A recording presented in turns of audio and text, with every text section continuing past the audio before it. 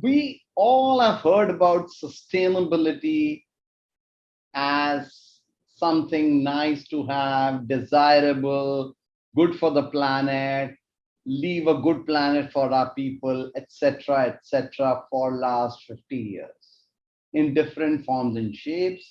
We have heard about the climate change prospects and risks for a longest time.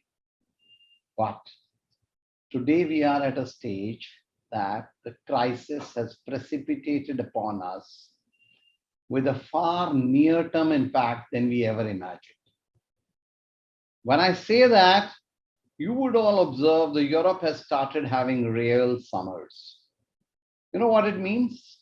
It means Europe will have to consider having air conditioners in all its buildings and facilities, which just do not exist.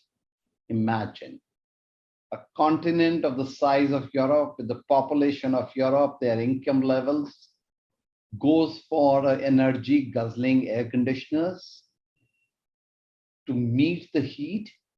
How much more carbon emission will it have, or greenhouse emissions will it have? And those greenhouse emissions in turn will increase the global warming further. So it's a vicious circle we are in. Sustainability is no longer a desirable thing.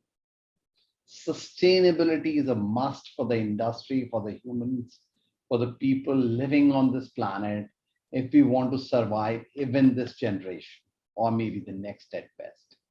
We won't be able to survive if we do not take care in terms of how we are managing our resources, how we are using them, how we are replenishing them, and utmost reducing the overall consumption.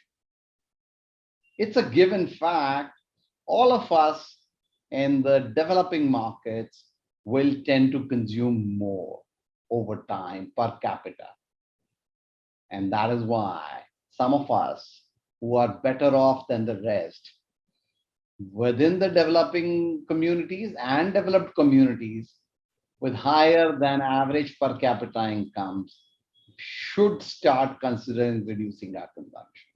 That's one part of the story. The second part of the story is we have to think new and innovative ways of reducing the consumption for the same benefit. So one is reduce the consumption. Second is consume the same but with a lower environmental impact. So if you're washing, and I come from the hygiene cleaning industry, if you're washing, if you're cleaning, do you need to use all the water which you have been using historically? Or is there a better way? Do you need to have the same plastic to carry the chemicals or the products to your home, or can you use concentrates? Do you need to flush the urinal every time, or can you flush it once in a day? All these are questions which have answers. All these are questions to which we as a key player in the industry have an answer to. The challenge we face is there's a pressure of environment and there's a pressure of economics post-COVID. So we need to find ways by which we create an environmental sustainability as well as the economic sustainability.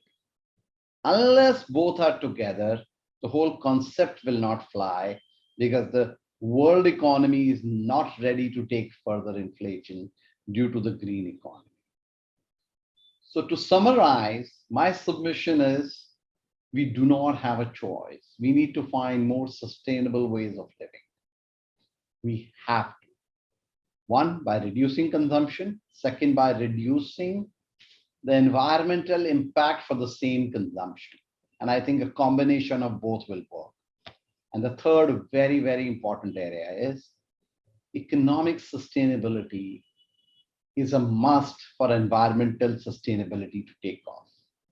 As the impact on the environment goes down, the impact on our pockets, on the costs of the buyer has to also go down or stay the same.